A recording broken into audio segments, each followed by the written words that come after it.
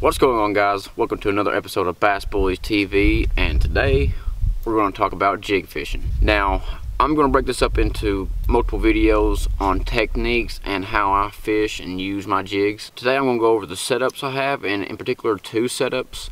One is just my regular jig fishing rod and reel, also combined it with a flipping and also a skipping technique, because you kind of need a shorter rod for skipping. Now, what I use for my regular jig fishing rod when I fish deep and when I fish, you know, just flipping or whatever, is a 7/6 medium heavy fast action tip. I pair that up with a 6:4:1 gear ratio reel.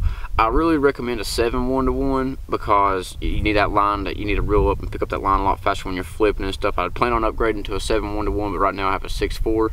The reason why you want a longer rod is because, like I said, when you're flipping or pitching, you want enough leverage to pick those fish up and out of the heavy cover, or enough rod to pick up the extra line that you have to reel into to set the hook when they're deep.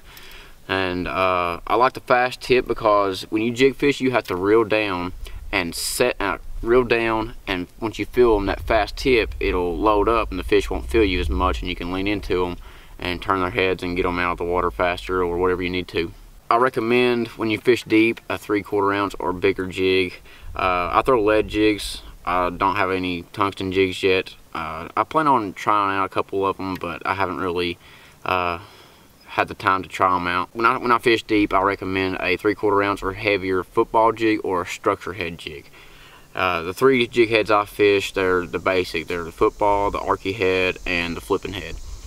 I don't really venture far from that, and I don't go no lower than a 1/4 ounce. It depends on how finicky the fish are being. Now, for my skipping setup,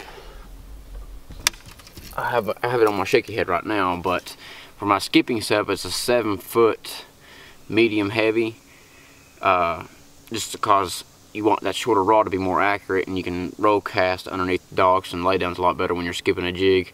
And once again, a 7:1:1, so you can get those fish out of those docks and just be able to winch them out a lot faster, because you don't want them wrapped around those pylons or anything in the dock.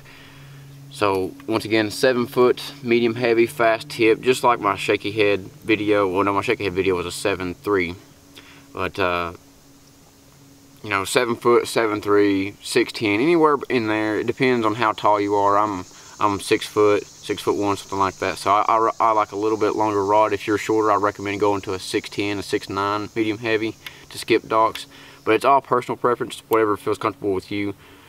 But that's all I have for the setup part of it. I hope you guys find this useful, and hopefully it'll help you guys pick out a rod and reel combo for your next jig fishing rod and reel. That's all I have for this episode. There will be more jig fishing tips and tricks coming in here in the next couple of days. Just be on the lookout for those videos. Like I said, this was a setup video. Next, I'm going to go over the kinds of jigs I use and the trailers I use. I'll see you guys in the next video. And as always, don't forget to comment, rate, and subscribe. And catch them big.